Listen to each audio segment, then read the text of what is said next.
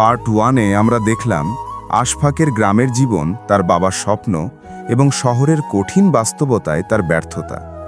Part 2-তে আমরা দেখলাম আশফাক তার বাবার মৃত্যুর পেছনের রহস্য জানতে পারে যখন সে কামাল সাহেবের সাথে তার গ্রামে যায় এবং বুঝতে পারে তারা পুরনো বন্ধু ছিলেন।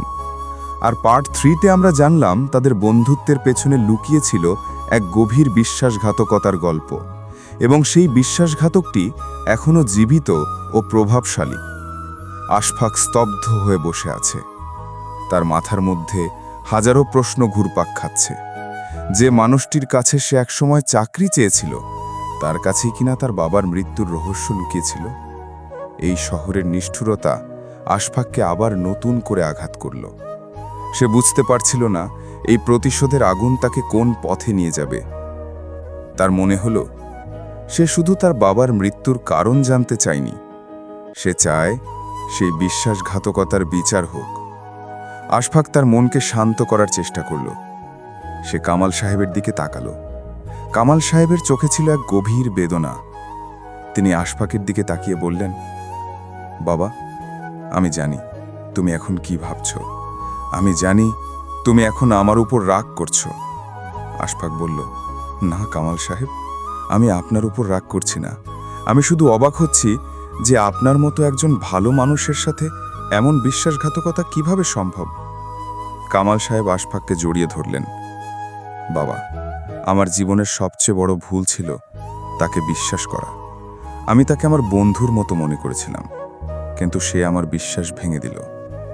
আশফাক বুঝতে পারল কামাল সাহেব শুধু তার বাবার বন্ধু ছিলেন না, তারা দুজন একই দুঃখের শিকার হয়েছিলেন। তাদের দুজনের জীবনে একই মানুষের কারণে বিপর্যয় নেমে এসেছিল। আশফাক কামাল সাহেবের কাছে জানতে চাইল, কামাল সাহেব, আপনার বন্ধু এখন কোথায়? সে কি করছে? কামাল সাহেব বললেন, বাবা, সে এখন এই শহরের সবচেয়ে ধনী আর প্রভাবশালী ব্যক্তি। সে তার বিশ্বাসঘাতকতার মাধ্যমে এই শহরের সব কিছু কিনে নিয়েছে। আশফাকের মন বলল, আমি তার বিচার করব, আমি তার সামনে গিয়ে দাঁড়াবো। কিন্তু তার বিবেক তাকে বলল, না, এই প্রতিশোধের আগুন তোমাকে আর তোমার পরিবারকে ধ্বংস করে দেবে।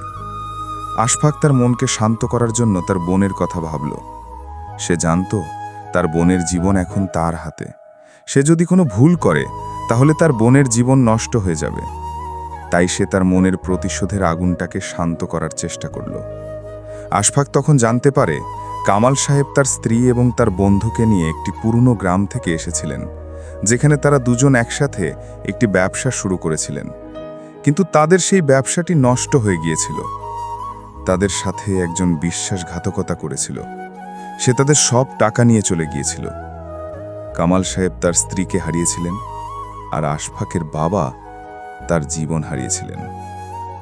গল্পের এই নতুন মোড় তোমার মনকে ছুঁয়ে গেলে পরের পর্বের জন্য অপেক্ষা করো। জীবনের এই অসমাপ্ত গল্পটি শেষ পর্যন্ত শুনতে আমাদের চ্যানেলটি সাবস্ক্রাইব করে পাশে থেকো। পর্ব 5 আসছে খুব শীঘ্র।